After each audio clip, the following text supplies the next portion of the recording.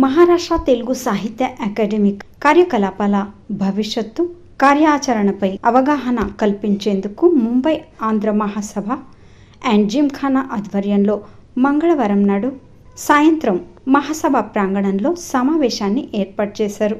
మహారాష్ట్ర తెలుగు సాహిత్య అకాడమీ కార్యదర్శి సచిన్ నింబాళ్కర్ ముఖ్య అతిథిగా ఈ సమయంలో పాల్గొన్నారు.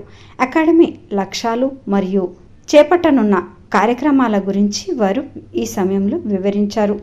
మహారాష్ట్ర తెలుగు సాహిత్య అకాడమీ కార్యదర్శి సచిన్ నింబాళ్కర్, ఆంధ్ర మహాసభ ధర్మకర్తల మండలి కార్యదర్శి గాలి మురళీధర్, ఆంధ్ర మహాసభ అధ్యక్షుడు మాదిరెడ్డి కొండారెడ్డి, ప్రధాన కార్యదర్శి యాపురం వెంకటేశ్వర్, సాహిత్య విభాగం ఉపాధ్యక్షుడు బొమ్మకంటి కైలాష్, ఠాణే తెలుగు మహాసభ ఉపాధ్యక్షుడు, శివసేన మహారాష్ట్ర తెలుగు విభాగం అధ్యక్షుడు నాయని జగదీష్, ప్రముఖ కవి రచయితలు అంబల జనార్దన్, సంగవేణి రవీంద్ర, బహుజన తెలుగు సాహిత్య అకాడమీ మహారాష్ట్ర శాఖ అధ్యక్షుడు నాగేళ్ల దేవానంద్, ముంబై ప్రాంతీయ పద్మశాలి సంఘం అధ్యక్షుడు సైవే రాములు, స్వరమాధురి సంస్థ వ్యవస్థాపక అధ్యక్షురాలు గిరిజా ద్విభాషం, ధర్మకర్త సభ్యులు సంగం ఏక్నాథ్, కస్తూరి హరిప్రసాద్, ఉపాధ్యక్షులు తాళ్ల నరేష్, బొమ్మకంటి కైలాష్, షేకెళ్లి రాములు, ప్రముఖ రచయితలు, కవులు, కళాకారులు, మహాసభ పదాధికారులు,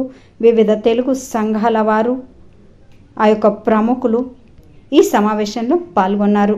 తెలుగు భాషా సాహిత్య అకాడమీ వికాసానికి అకాడమీ ఆధ్వర్యంలో పలు కార్యక్రమాలు చేపట్టనున్నట్లు సచిన్ నింబాళ్కర్ వీరు తెలిపారు.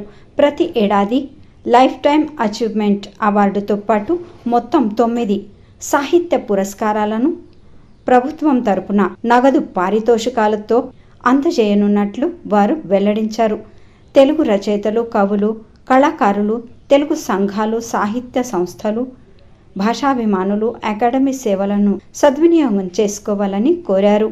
అలాగే వివిధ సాహిత్య కార్యక్రమాలు నిర్వహించనున్నట్లు కూడా వారు ఈ వేళ తెలిపారు.